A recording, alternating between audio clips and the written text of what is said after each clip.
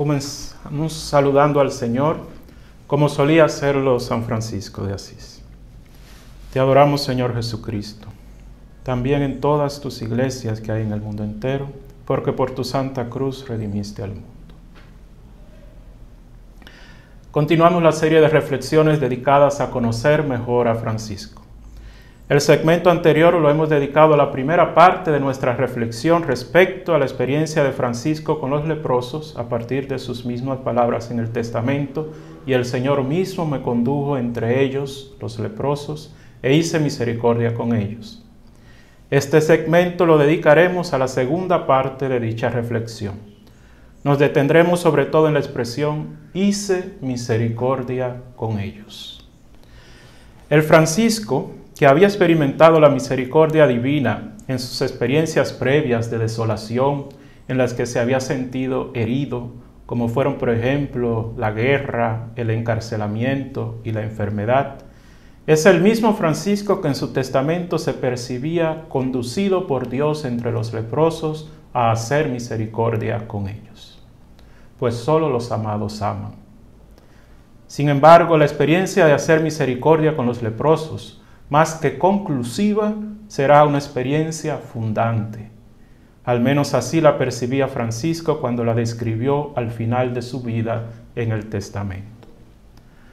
Francisco relee su encuentro con los leprosos, tal y como ya hemos mencionado, desde el filtro de la parábola evangélica del buen samaritano. Se identifica con el samaritano de la parábola, quien fue prójimo del herido e hizo misericordia con él. Podemos confrontarlo en el Evangelio de Lucas, capítulo 10, versículos del 36 al 37. Francisco escoge esta expresión, hacer misericordia, que de por sí no es común en los evangelios, para describir su experiencia con los leprosos.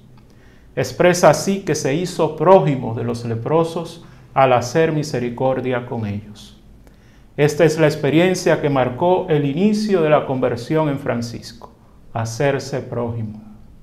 De ahí que la espiritualidad franciscana siempre implique un movimiento de salir de sí para ir al encuentro con el otro. Los leprosos a su vez se convierten en prójimo para Francisco, tanto por ser destinatarios de su amor, como porque Francisco hace misericordia con ellos. Los leprosos se transforman en el prójimo a amar, y en el amar al prójimo Francisco descubre el amar a Dios. Francisco no se queda entonces en un amor a Dios en el prójimo de modo abstracto o genérico, pues en los leprosos Francisco encuentra personas concretas con quienes materializar su amor. Su nueva vida de relación de amor con Dios será siempre mediada por la relación de amor y misericordia con sus hijos, más aún con aquellos heridos que resultan signos vivientes del crucificado. De hecho, la partícula cum puede expresar el reconocimiento por parte de Francisco de que los leprosos resultan lugar teológico donde Dios se manifiesta y actúa, por lo que a través de ellos Francisco se convierte a su vez en destinatario de la misericordia divina, pues junto a ellos hace misericordia. De ahí que su relación con los leprosos sea fundamentalmente una experiencia de encuentro, en la que todos los actores participan activamente, pero el único auténtico protagonista resulta el Señor.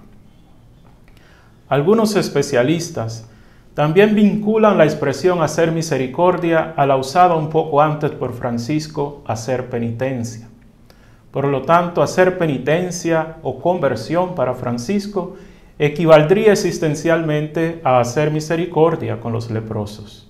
Es decir, para Francisco el hacer misericordia, sin reducirla a una obra penitencial, sería la concreción de la conversión.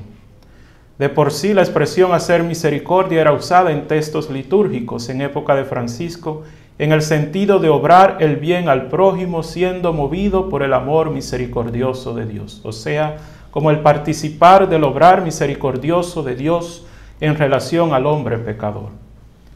Entonces, probablemente, Francisco, al usar la expresión hacer misericordia en el testamento, quiso subrayar el amor misericordioso de Dios en la disposición interior o motivación teológica de su relación con los leprosos, más que vincular dicha relación a cualquier forma de mortificación ascética o de desprecio de sí y del mundo, tal y como era acostumbrado en la época.